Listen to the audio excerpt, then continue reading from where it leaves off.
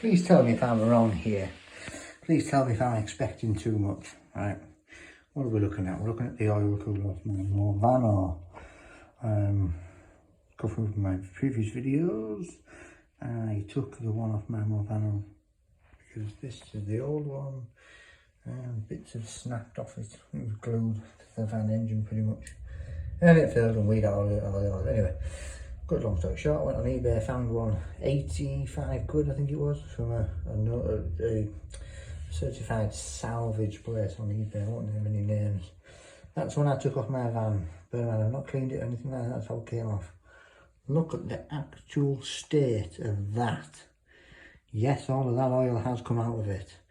You should see the box and the carry bag it was in, absolutely puddled with oil. Now I'm not expecting brand new, I'm not expecting brilliant and perfect, but for 85 quid or whatever it was, come on.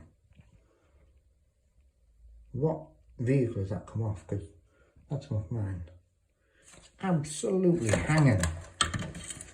Oh yeah, no, it's the oil filter out. That's the oil filter out of it. Absolutely disgusting. Couldn't it not take 10 seconds to bloody give it some brake and clutch cleaner? What an absolute state. There's oil all over my floor and all over my sink. What an absolute state. It's all about looking professional and, you know, portraying the sort of business image that you want. That's the one that came off my van. Yeah, didn't take any care in taking it off because look, there's bits snapped off it. Yeah, how the hell have they got it in that state? This is going to take some cleaning up.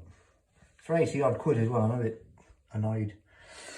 And I sent the bolts to affix it to the engine, and guess what they didn't send? Woohoo, you guessed it, the bolts. Fantastic. Imbeciles.